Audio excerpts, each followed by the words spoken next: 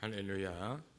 대단히 감사합니다. 찬양 사역자 이윤화 성도님 오늘 오셔서 귀한 음악으로 나눠주심을 감사드리고, 여러분이 은혜를 받으셨으면 나가시는 길에 이윤화 형제님의 CD를 구입하시면 감사하겠습니다. 오늘 주신 하나님의 말씀은 마가복음 13장 3절부터 8절까지 말씀입니다. 마가복음 13장 3절부터 8절까지 함께 읽겠습니다. 예수께서 감람산에서 성전을 마주대하여 앉으셨을 때 베드로와 야고보와 요한과 안드레가 종용이 묻자오되 우리에게 이르소서 어느 때에 이런 일이 있겠사오며 이 모든 일이 이루려 할 때 무슨 징조가 있사오리이까? 예수께서 이르시되 너희가 사람의 미혹을 받지 않도록 주의하라. 많은 사람이 내 이름으로 와서 이르되 내가 그러라 하며 많은 사람을 미혹해 하리라. 난리와 난리 소문을 들을 때 두려워 말라. 이런 일이 있어야 하되 끝은 아직 아니니라. 민족이 민족을 저처에 지진이 있으며 기근이 있으리니 시작이니라. 아멘. 마가복음을 중심으로 치유의 언어를 공부하고 있습니다. 같은 토양을 연구하더라도 유전을 탐사하기 위해서 조사하는 것과 지하수를 개발하기 위해서 조사하는 것과 광맥을 찾기 위해 조사하는 것이 성격이 다른 것처럼 똑같은 성경 말씀이라도 어떤 관점에서 우리가 무엇을 찾으려고 하느냐에 따라서 상당히 우리가 다른 것들을 발견할 수가 있는데, 오늘 본문은 예수께서 종말에 대해서 말씀하시는 부분입니다.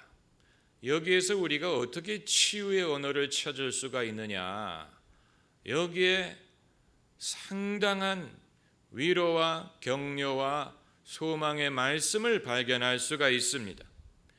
종말론에 관심이 있는 분은 종말에 대한 말씀을 읽을 때 몰입을 해서 한 구절 한 구절이 도대체 무엇을 의미하는 것일까를 알고자 하겠지만, 오늘은 여기에서 치유가 될 만한 메시지를 우리가 찾고자 합니다. 몇 달 전부터 모바일에 떠도는 일본 이 후쿠시마 지진 이후에 방사능 오염에 대한 글들을 여러분 많이 읽으셨을 것입니다. 그 원전 사고의 여파가 우리가 듣는 것보다도 훨씬 더 심각하고, 또 일본 전역이 오염됐다고 보는 것이 옳고, 또 일본 여행을 하면 안 되는 것은 물론이고 일본이 아예 국가적으로도 망했다, 이런 식의 글을 여러분 많이 읽으셨을 것입니다. 우리나라 정부에서는 이 내용을 반박하는 내용의 발표를 하기도 했는데, 이 인터넷에 유출된 이 후쿠시마에서 바다로 흘러들어가는 방사능이 어떻게 이 태평양을 건너서 미국 캘리포니아까지 가게 되는지, 그것을 시뮬레이션한 동영상을 보면 이 붉은 방사능이 점점 태평양 미국 쪽으로만 가는 것이 아니고 결국은 모든 바다는 연결이 되어 있기 때문에 그것이 남해로 옮겨와서 점점 동해로까지 퍼지고 또 서해까지 퍼지고 우리나라를 에워싼 바다에도 결국은 그 방사능이 다 유출된다는 그런 식의 동영상을 보면서 저는 순간적으로 종말론적인 공포심을 느꼈습니다. 그냥 공포심과 종말론적인 공포심은 달라요. 종말론적인 공포심은 이제는 끝나는 것이 아닌가 하는 두려움을 말합니다. 우리나라도 이제 끝장나는 것이 아닐까. 미래라는 것은 더 이상 우리에게 존재하지 않는 것이 아닐까. 나와 내 자식의 미래가 이렇게 끝나는 것이 아닐까. 그리고 이 초대교회 성도들이 이런 식의 두려움을 느꼈겠구나. 그들이 느꼈던 종말론적인 두려움이 이런 것이었겠구나 하는 것을 순간적으로 느낄 수가 있었습니다. 종말론적인 두려움이란 우리가 알고 있는 세상이 끝나서 이제는 더 이상 그 이후의 미래를 상상할 수도 없고 소망할 수도 없을 때 당장 모든 것이 끝나는 것처럼 보이고 미래가 어두워 보일 때 그것이 종말론적인 두려움이 되는 것입니다. 인류는 이러한 두려움을 여러 가지 경우에 느꼈을 것이라고 봅니다. 로마 제국이 야만족의 침입을 받을 때 아마 로마의 기독교인들은 이것이 끝이다. 성경이 말하는 종말이 바로 이것을 말하는 것이 아닐까 하는 두려움을 느꼈을 것이고, 중세에 흑사병이 퍼져서 인구의 4분의 1이 죽을 때 아마 사람들은 이게 끝이다. 이제 우리는 끝이다. 성경이 말하는 종말이 바로 이것이다 라고 생각을 했을 것이고, 우리 조상들이 외구가 쳐들어오는 임진왜란을 겪을 때 이제는 끝이다. 이제는 우리의 삶, 우리의 나라, 우리의 미래도 끝이다 라는 두려움을 느꼈을 것입니다. 거북이도 난다라는 영화가 있습니다. 이라크와 이란이 합작을 해서 만든 영화예요. 원래 이라크와 이란은 서로 전쟁을 하던 사이가 나쁜 나라인데 2차 걸프 대전 이후에 이 두 나라가 합작해서 영화를 만들었는데 그 영화의 대상은 이란 사람도 아니고 이라크 사람도 아니고 쿠르드족에 대한 것입니다. 여러분 쿠르드족이라고 들어보셨지요? 그들은 소수민족으로 이라크 전쟁을 할 때도 그렇고 이란에 대해서 제재를 할 때도 그렇고 늘 아웃사이더로 세상의 관심 밖에 있는 잊혀진 민족이었어요. 그래서 사담 후세인이 쿠르드족을 멸하려고 이 가스를 쓴 적이 있고 그들이 난민이 돼서 그야말로 우리가 상상할 수 없는 그런 이 고난을 겪었던 그런 민족이, 그들은 이 인종도 다르고 종교도 다릅니다. 쿠르드족.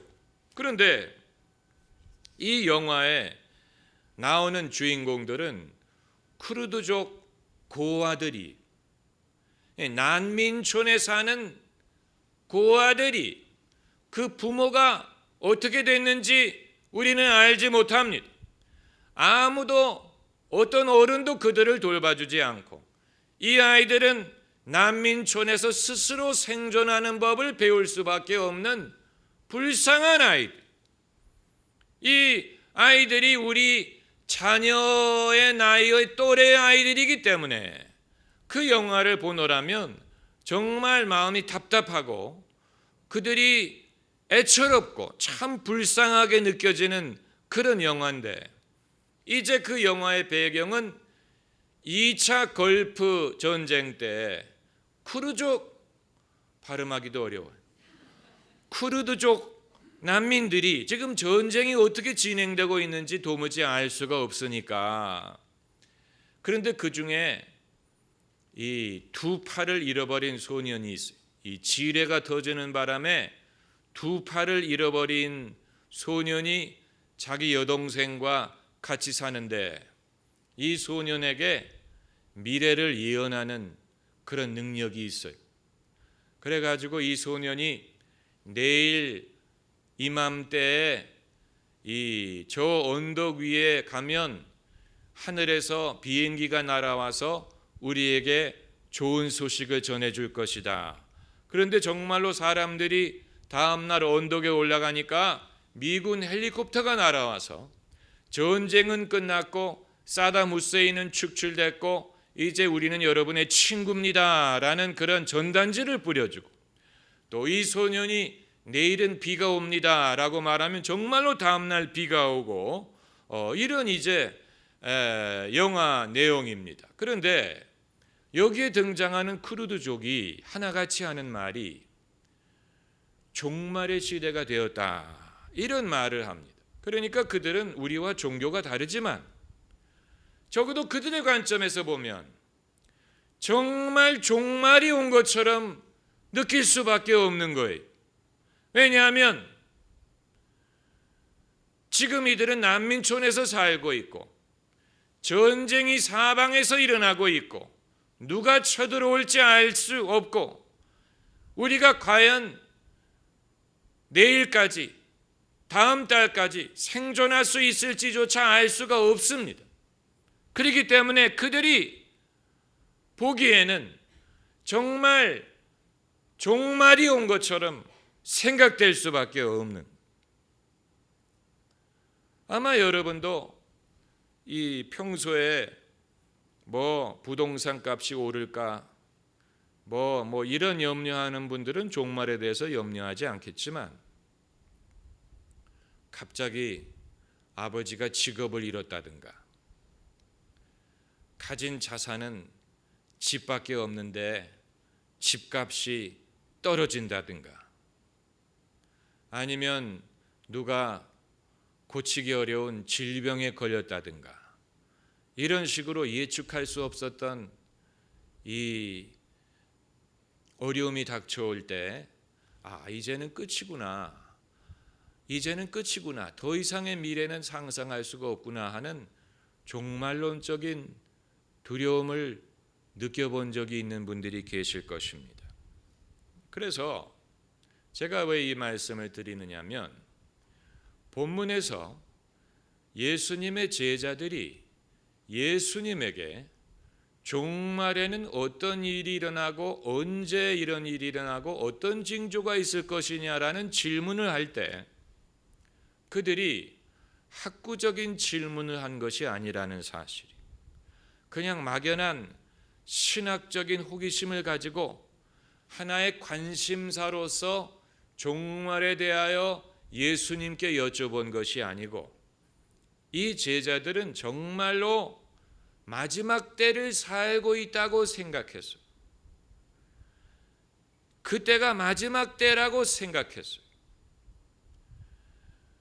그렇기 때문에 예수님에게 종말에 대해서 여쭤봤을 때에는 이것이 하나의 어떤 이론적인 호기심이 아니고 그들은 정말 이제 이 코너만 돌아가면 끝이 오리라고 생각을 했고 당장 어떤 식으로 종말이 다가올지를 알고자 했던 것입니다.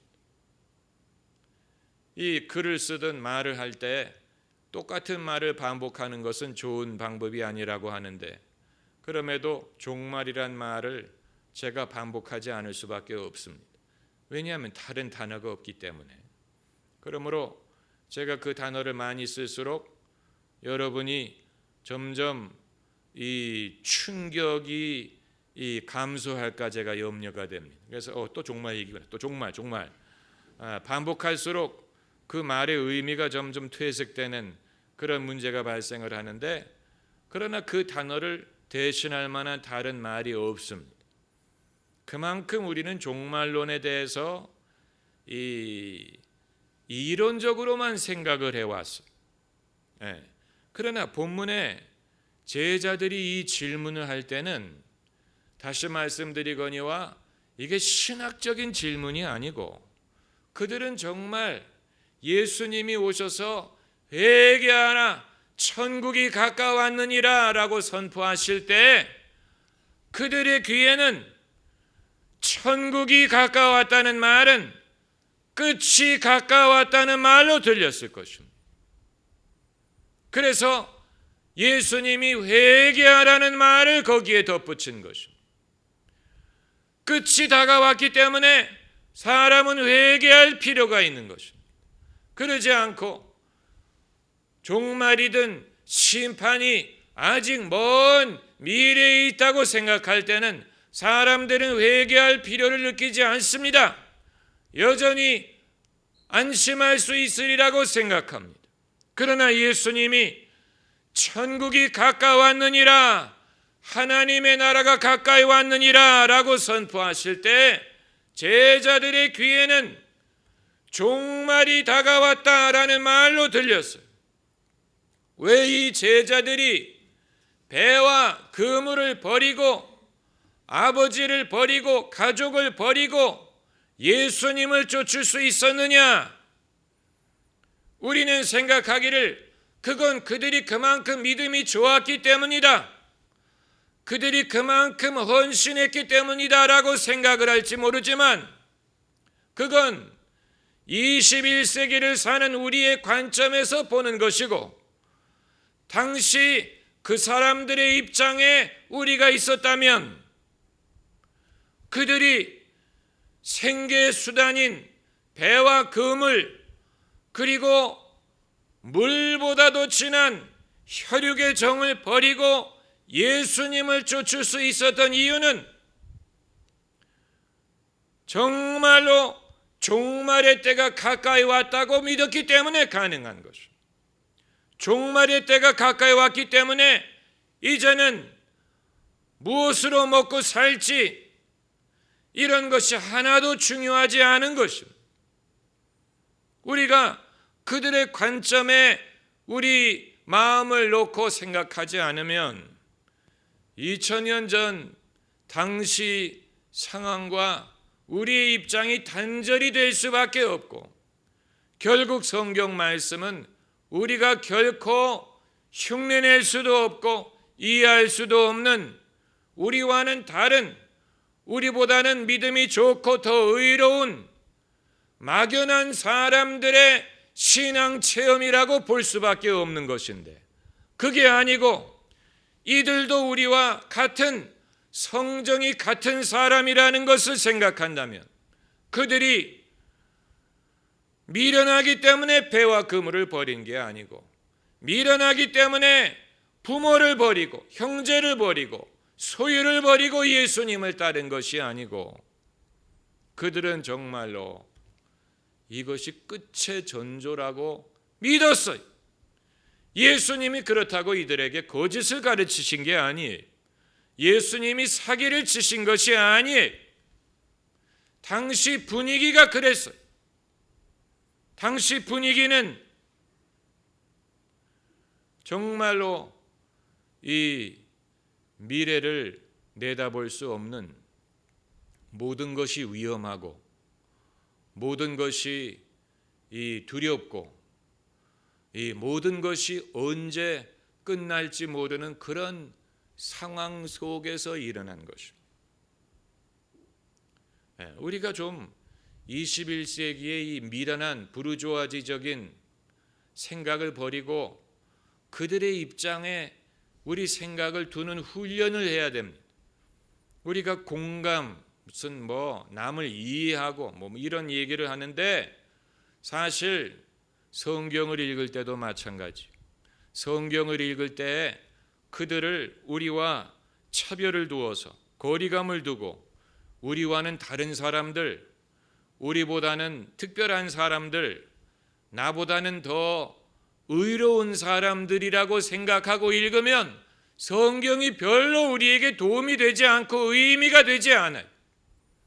그게 아니고 엘리야는 우리와 성정이 같은 사람이로되 세상 모든 형제들이 동일한 고난을 당하는 줄을 알미니라. 이것을 전제하고 성경을 읽어야 됩니다. 다윗이 우리보다도 더 특별한 사람이 아니고, 엘리야가 우리보다도 더 특별한 사람이 아니고, 베드로든 요하든 야곱이든 바울이든 우리와 다른 그런 종자가 아닌 우리와 같은 사람이라는 것을 전제하고 읽어야 그들을 이해할 수 있는 것뿐만이 아니고 그들의 믿음을 본받을 수가 있는 것입니다. 할렐루야. 할렐루야. 그들의 믿음을 그들이 나와 다른 특별한 존재라고 생각을 하는 한 그들의 믿음을 본받을 생각을 하지 않습니다. 본받을 수 없다고 생각합니다. 왜냐하면 그들은 나와 다르니까 당연히 믿음이 좋지. 그들은 나보다 더 거룩하고 의로우니까 당연히 하나님이 더 사랑하시지. 이렇게 생각하는 한 우리는 그들을 본받을 수 없습니다. 많은 평신도들이 목회자에 대해서 갖는 생각도 마찬가지인데 저는 목회자들이 일부러 이런 오해를 부추긴다고는 생각하지 않습니다. 목회자들이 일부러 교인들 앞에 거룩한 척을 한다든가 자기의 참된 모습보다도 더 의로운 척 한다든가 더 신령한 척 한다고는 생각하지 않습니다. 이것은 어떤 연기로 될 수 있는 일이 아닙니다. 그럼에도 불구하고 일반적으로 평신도들은 목회자가 당연히 자기들보다도 더 거룩하고 더 의롭고 더 착하고 더 믿음이 좋고 더 하나님과 가까우려니라고 생각을 하는데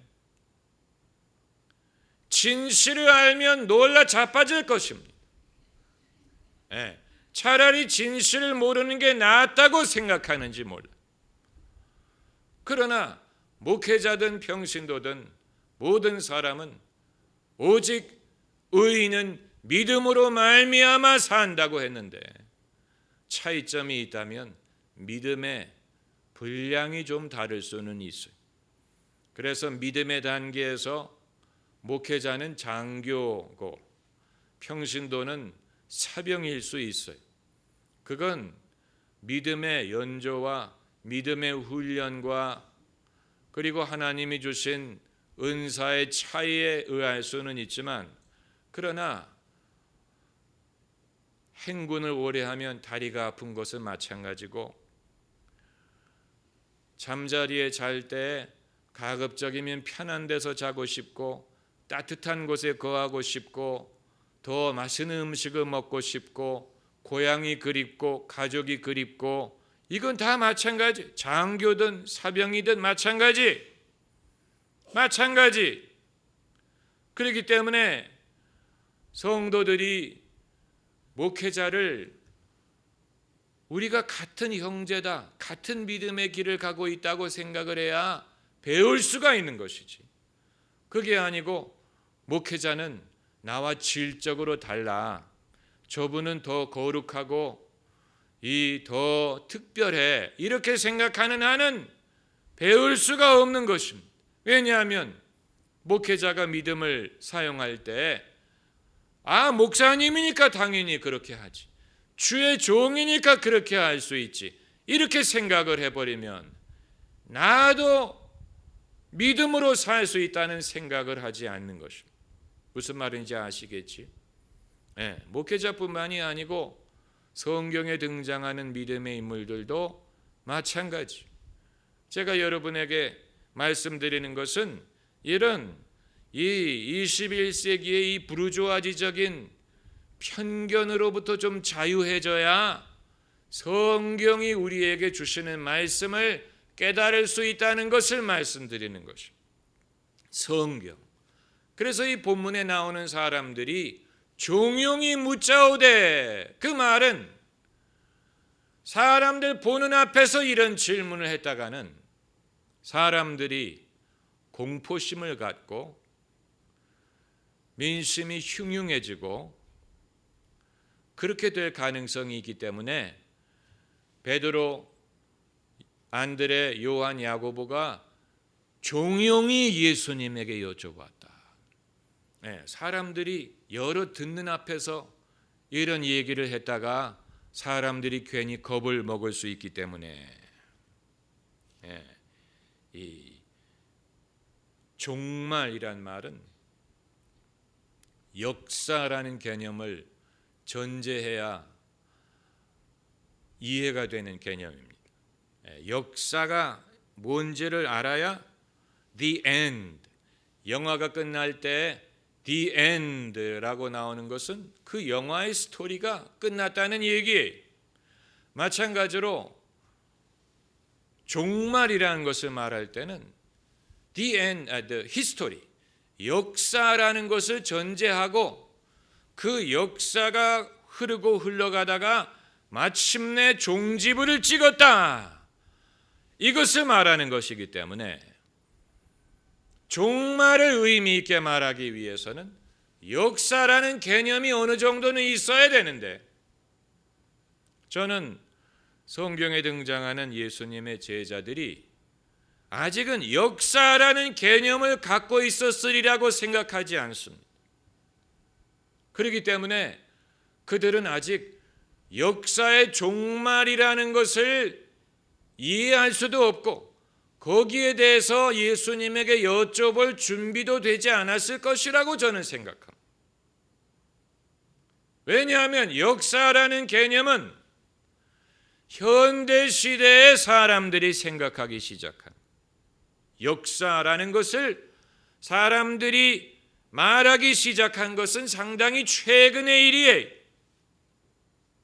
옛날 사람들은 물론 역사책도 있고 그렇지만 사람들은 자기 나라가 지금 어떤 일이 벌어지고 있는 것도 제대로 알지 못하는데 무슨 세계의 역사든 인류의 역사를 어떻게 생각할 수 있겠습니까? 그렇잖아요. 예? 어떻게 알 수 있었겠습니까? 제발 끄떡끄떡 좀 하세요. 여러분이 얼마만큼 이해를 하고 있는지 제가 도무지 알 수가 없어요.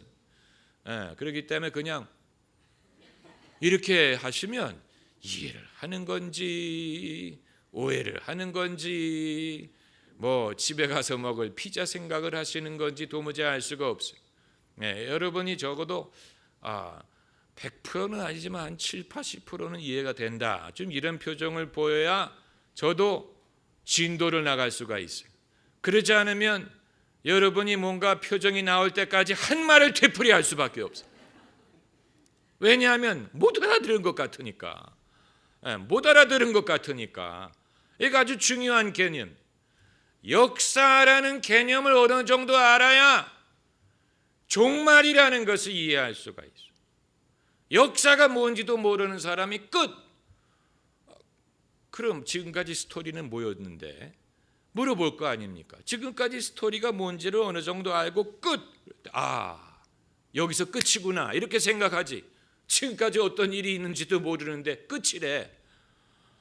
그건 무슨 말인지 모르는 거예요, 사람들이. 그렇기 때문에 제가 말씀드린 것은 제자들의 질문에 깔려 있는 것은 어떤 그 역사의 종말이 될 때는 어떤 일이 일어납니까? 그걸 물어봤을 리가 없어요. 제자들이 그런 질문을 했을 리가 없어요. 그들은 아직 역사가 어떻게 흘러가는지 개념조차 없어요. 그런데 어떻게 인류의 역사의 끝에 어떤 일이 일어나고 어떻게 끝납니까? 그걸 어떻게 물어봅니까? 그걸 어떻게 물어봅니까? 안 그래요? 그렇지요? 그걸 어떻게 물어봅니까?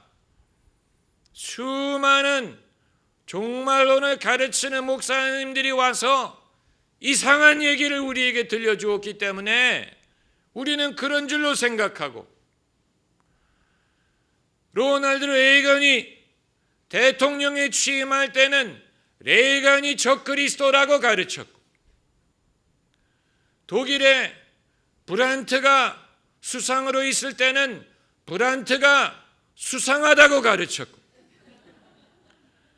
로마 가톨릭 교회 요한 바오로 2세가 카리스마를 보이니까 그 사람이 적그리스도일 거라고 가르치고, 그리고 크레딧 카드 시대가 돼서 이제는 카드에 칩을 넣어가지고 그것으로 계산을 하는 시대가 되니까 사람들이 그게 666이라고 가르치고, 이런 식으로 뭐가 나왔다 하면 사람들이 섣불리 성경과 연관지어가지고 이게 그거다, 이제 종말의 때가 왔다라고 사람들에게 겁을 주다 보니까 우리가 과연 성경이 그런 식으로 인류 역사의 종말의 시나리오를 따박따박 가르쳤는지에 대해서 다시 생각을 해봐야 됩니다. 과연 몇 장밖에 안 되는 그 짧은 말씀이 그런 식으로 종말의 시나리오를 짤 수 있는 충분한 재료가 되는지를 생각을 해봐야 돼. 아니면 역사가 뭔지 하나님의 섭리가 어디 있는지도 모르는 부흥사들이 성도들에게 두려움을 안겨다 주고 그런 식으로 뭔가 이룰 수 있다고 생각해서 성도들을 쇼크를 주고 두려움을 안겨다 주고 성도들은 분별력이 없기 때문에 그런가 보다 이런 식으로 생각하는 것을 이제 좀 그쳐야 됩니다. 좀 그쳐야 돼. 저도 옛날에 그런 데 많이 심취했어요. 그래서 예수님이 무화과나무로부터 배우라.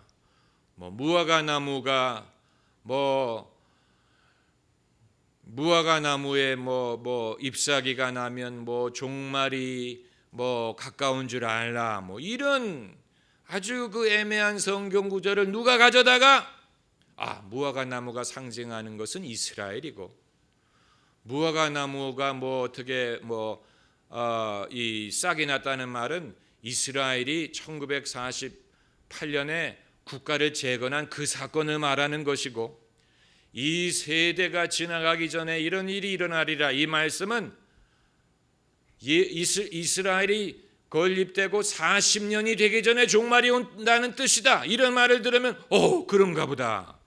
그래가지고 1948년에서 40년을 더하니까 1988년에 예수님이 온다는 시나리오를 가르친 사람들이 있어. 그때는 그런 줄로 알았어. 그런데 그 모든 것이 지나간 다음에 이상하다.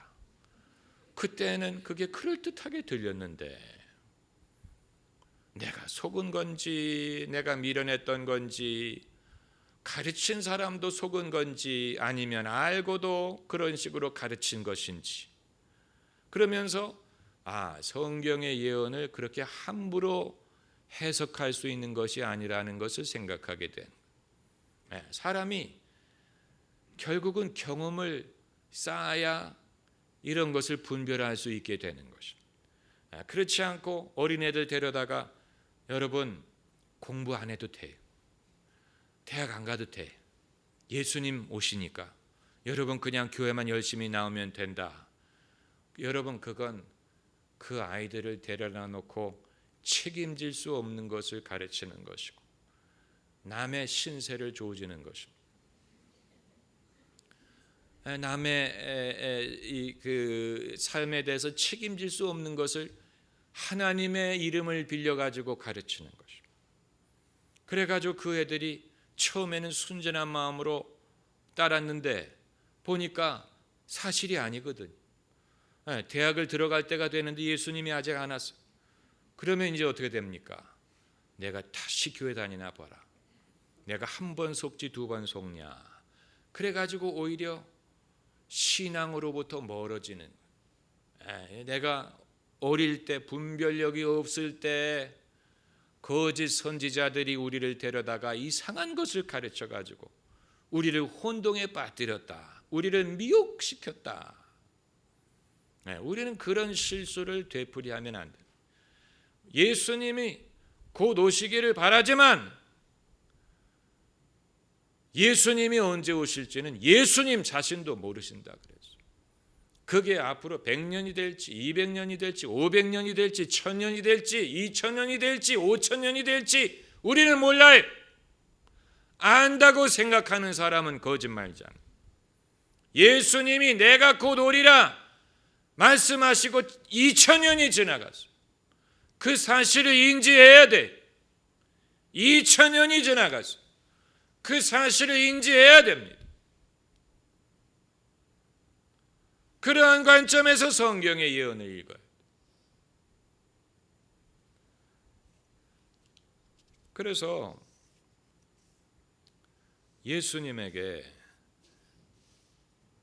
물어보기를 4절에 우리에게 이르소서 어느 때에 이런 일이 있겠사오며 이 모든 일이 이루려 할 때 무슨 징조가 있사오리까? 이 질문에 대해서 예수님이 그 질문에 직접 답하시진 않고 여기에 세 가지를 말씀하셨어요. 첫째는 너희가 사람의 미혹을 받지 않도록 주의해라. 누구의 미혹이요? 사람의 미혹. 마귀의 미혹이 아니. 사람의 미혹. 종말에 대해서 미혹하는 사람들이 많아요. 우리나라의 모든 이단 종파는 전부 다 종말론을 가지고 사람들을 미혹시켰어요. 전도관, 통일교, 그 이외에 우리가 알지 못하는 수많은 이단 종파, 백백교, 무슨 교, 무슨 이 모든 종파들 거짓 선지자들이 하나같이 무엇을 가지고 사람들을 미혹시켰느냐? 종말론을 가지고 미혹시켰어요. 그래서 전도관 같은 데에는 종말이 곧 오기 때문에 여러분의 집과 땅을 팔아서 교회에 헌금하고 여러분은 교회에 지어주는 집에 들어와라. 그래서 많은 사람들이 그렇게 했어요. 그래서 만든 것이 신앙촌이. 지금도 신앙촌에 가면 수십 년 전에 집과 재물을 다 전도관에 헌납하고 신앙촌에 들어가서 이제 신앙촌에서 이불 만들고 이 사탕 만든 일을 하면서 사는 사람들이 있어요. 미혹당한 거예요. 만일 제가 여러분에게 집사님, 권사님, 예수님이 2년 안에 오십니다. 그러니까 권사님 그 이천에 있는 그 땅을 값이 좀 내렸지만 지금이라도 부동산에 내놓고 우리 반반씩 나눠 갖자고. 만약에 제가 이런 말을 하면 사탄아 물러가라 이러셔야 돼요.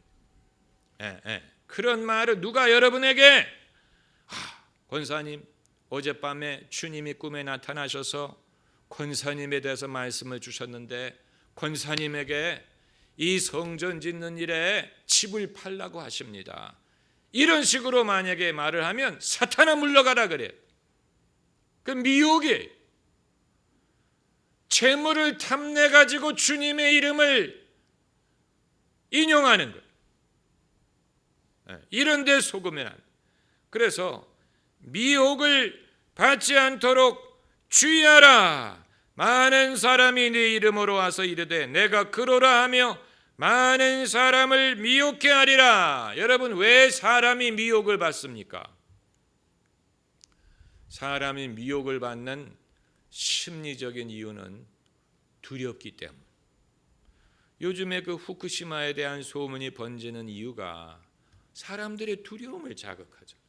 일본은 이제 나라로서 끝이 났다느니, 고등어는 쳐다보지도 않는다느니, 심지어 일본에서 만들어 가지고 국내에 들어오는 화장품의 목록을 이렇게 이 리스트를 만들어 놓는 그 홈페이지 보니까 엄청나게 많던데, 일본에서 재료를 수입해 가지고 만든 화장품, 그 화장품을 쓰면 전부 다 여러분 몸에다가 방사능을 바른다는 얘기인데 보니까 저도 이거 많더라고요. 그런 게 왜 퍼집니까? 사람들이 두려움을 자극하기 때문에. 두려움처럼 사람을 취약하게 만드는 것이 없습니다. 그리고 그 다음에 예수님이 7절에 난리와 난리 소문을 들을 때에 두려워 말라. 따라해보세요. 두려워 말라.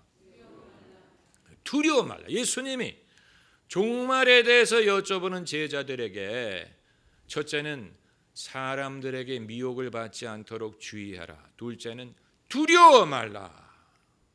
난리와 난리의 소문을 들을 때 사람들이 당연히 두렵죠.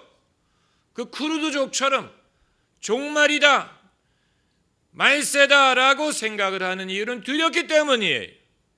근데 주님 말씀이 두려워하지 말라. 그 이유는 이런 일이 있어야 하되 끝은 아직 아니니라. 한번 따라해. 끝은 아직 아니니라. 그러니까 주님이 어느 시점을 가리켜 말씀하시는 것인지는 잘 모르겠지만 사람들이 종말이다 종말이다라고 두려워할 때 그때가 끝이 아니라는 얘기예요.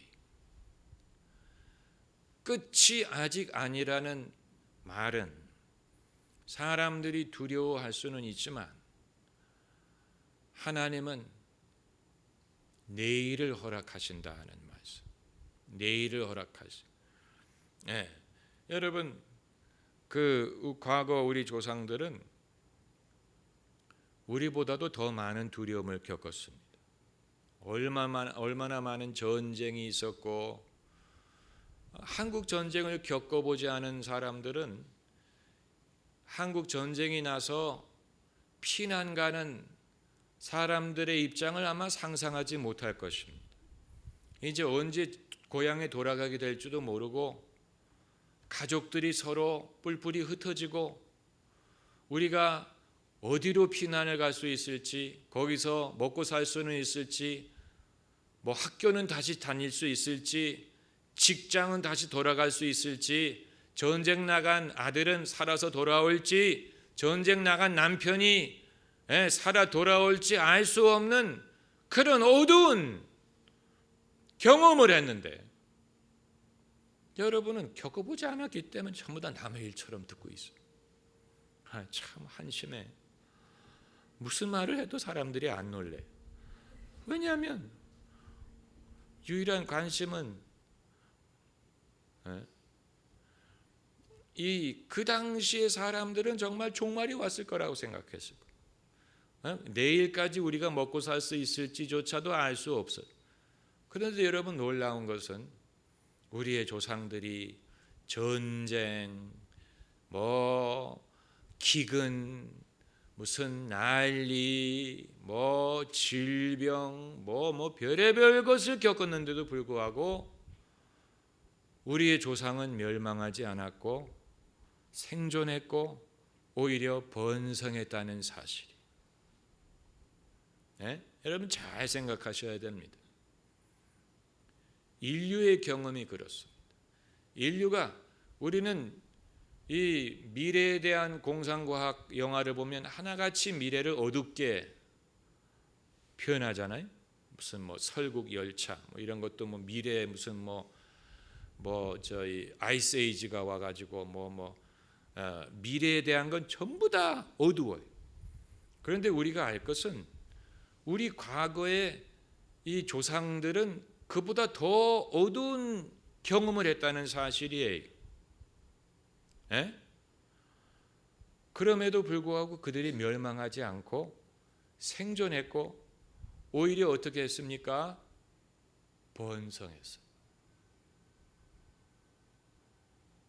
그렇기 때문에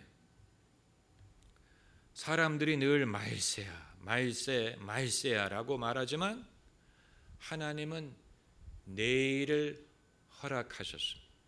그런 의미로 예수님의 말씀을 읽어야 됩니다. 아직 끝은 아니니라. 따라해보세요. 아직 끝은 아니니라. 끝날 것 같은데 끝나지 않았어요. 여기에 하나님의 은혜가 있습니다. 하나님의 은혜가 여기에 있습니다. 끝날 것 같은데 끝나지 않아요. 사람의 생명이 끝날 것 같은데 끝나지 않아요. 결혼 생활이 끝날 것 같은데 끝나지 않아요. 나라가 망할 것 같은데 망하지 않아요. 기독교인들이 수세에 몰려가지고 미래가 없을 것 같은데 오히려 성령의 역사가 일어나요.